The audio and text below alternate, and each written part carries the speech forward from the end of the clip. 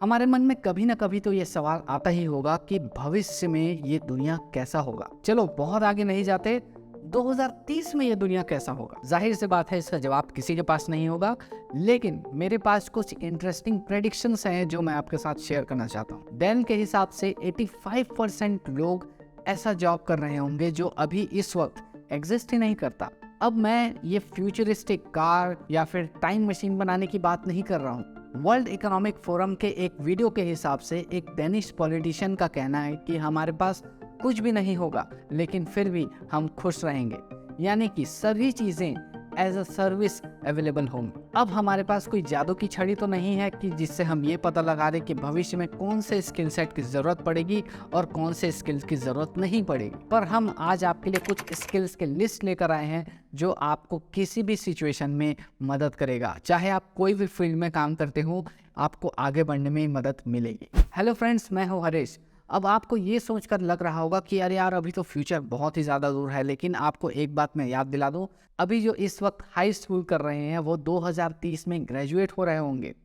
आज जिन स्किल्स के बारे में मैं आपसे बात करने वाला हूँ वो आपके रेज्यूमे या सीवी को स्ट्रॉन्ग करने में मदद करेंगे, या फिर आप अपना करियर ऑलरेडी स्टार्ट कर चुके हैं तो आपको फ्यूचर में रेलेवेंट रहने में मदद करेगा, आपको कॉम्पिटिटिव रहने में मदद करेगा। तो चलिए जल्दी से आगे बढ़ते हैं। सबसे पहला है digital literacy. World economic forum के हिसाब से 2030 में 50% जॉब्स ऐसे होंगे जिसमें डिजिटल टूल्स को इस्तेमाल करने की जरूरत पड़ेगी, यानी कि डिजिटल लिटरेसी की जरूरत पड़ेगी। इसका मतलब ये है कि जो लोग डिजिटल टूल का इस्तेमाल करके किसी भी प्रॉब्लम को सॉल्व करने में सक्षम होंगे उनकी डिमांड ज़्यादा होगी। यानी कि हम रोज़मर्रा की ज़िंदगी में जो सारे टूल्स यूज़ करते हैं जैसे कि गूगल, यूट्यूब, व्हाट्सएप, फेसबुक या फिर और भी बहुत सारे, चाहे आप किसी भी फील्ड में हो, अगर आपको डिजिटल लिटरेसी नहीं है तो आपको जॉब या बिजनेस करने में दिक्कत हो सकती है। दूसरे नंबर पर हमारे पास है ऑगमेंटेड वर्किंग। अभी और 2030 के बीच में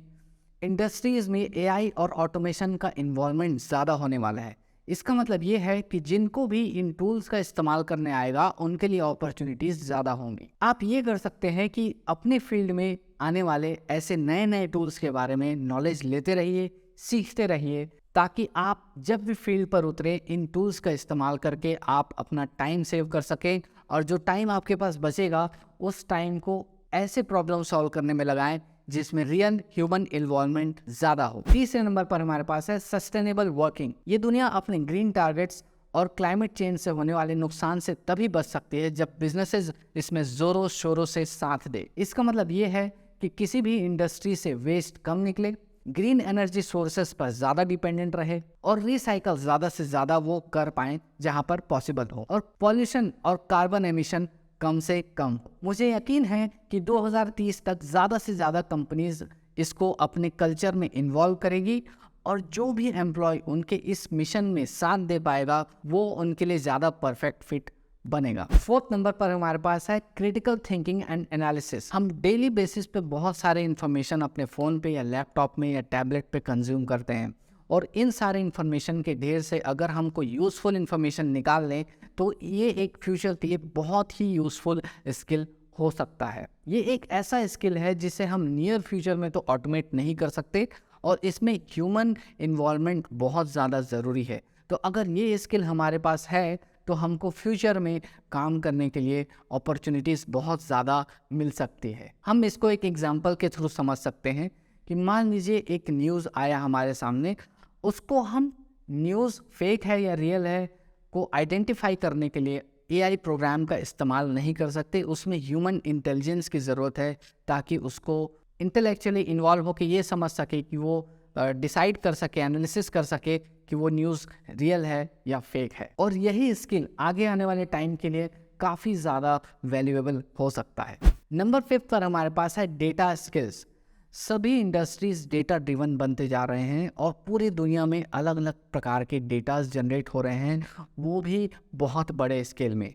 आने वाले टाइम पर और अभी भी हम समझ ही सकते हैं कि डेटा एक काम करने के तरीके को किस तरह से इफ़ेक्ट करता है। हमें ये तो अभी से ये बिल्कुल आना चाहिए कि कौन सा डेटा कौन से टूल का इस्तेमाल करके हमें कहाँ मिल सकता है, और उस टाइम पे किसी भी एम्प्लॉय से ये एक्सपेक्ट करना कि डेटा को यूज़ करने के, फेयरली यूज़ करने के क्या क्या लॉज एंड रेगुलेशंस हैं, ये एक नॉर्मल बात होगी। तो अगर हमें खुद को फ्यूचर प्रूफ बनाना है तो हमें ये स्किल ज़रूर आना चाहिए, और मैं ये दावे के साथ कह सकता हूँ कि उस टाइम पर एम्प्लॉयर्स की लिस्ट में ये एक टॉप प्रायोरिटी होगी। 6 नंबर पर हमारे पास है वर्चुअल प्लेटफॉर्म्स।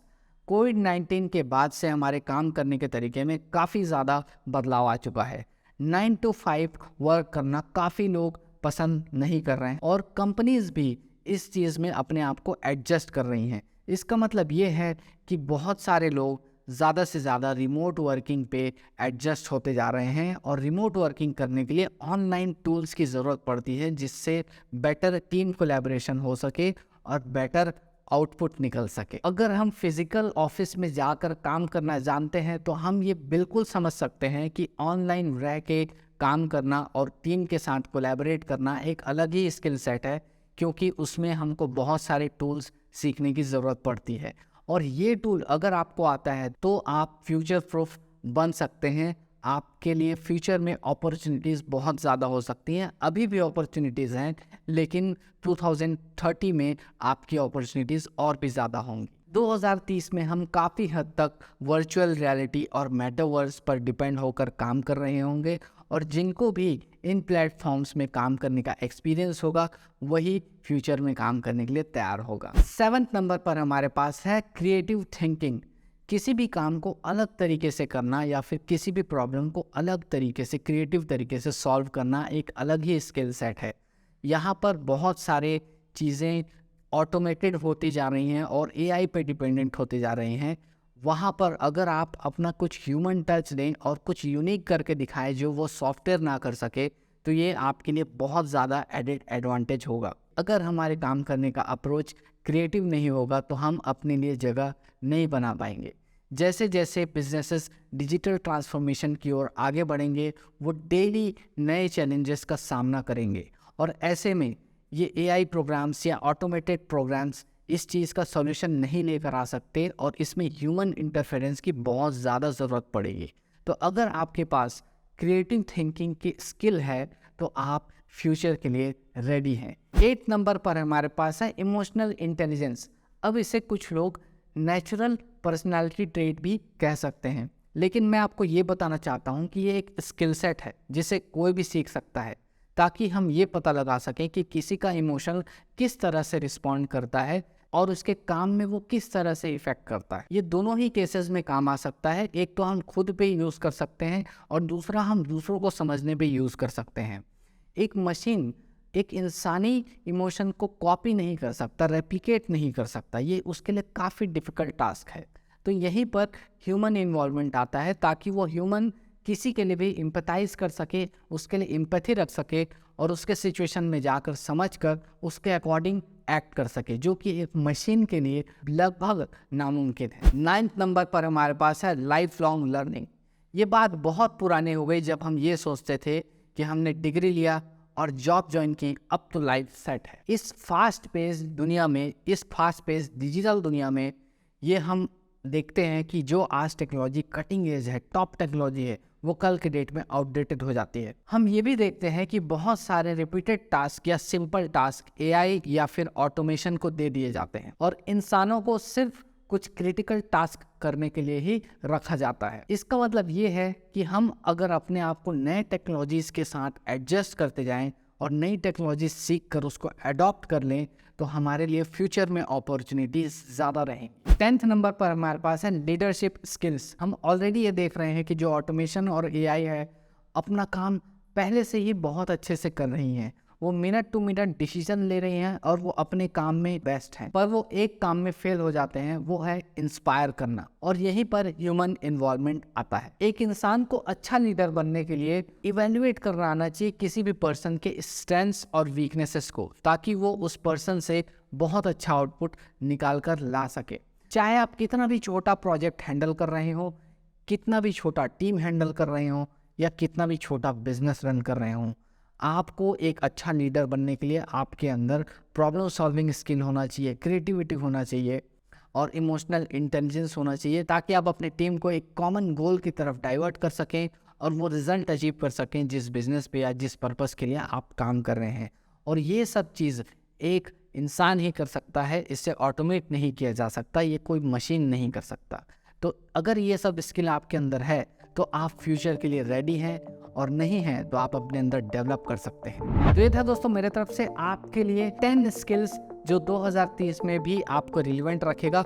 ये वीडियो पसंद आया हो तो लाइक करें, ज़्यादा से ज़्यादा लोगों से शेयर करें। इस वीडियो में आप कौन सा स्किल आपके लिए फेवरेट है वो आप हमें कमेंट करके बता सकते हैं, और आप कौन से स्किल में आज ही काम करना शुरू करने वाले हैं वो भी आप हमें कमेंट करके ज़रूर बताइए। और अगर इस चैनल में आप नए हैं तो सब्सक्राइब करके बेल आइकन दबाना ना भूलें, क्योंकि हम ऐसे ही वीडियोस आपके लिए लेकर आते रहते हैं। फिर मिलेंगे एक नए वीडियो के साथ, तब तक के लिए धन्यवाद।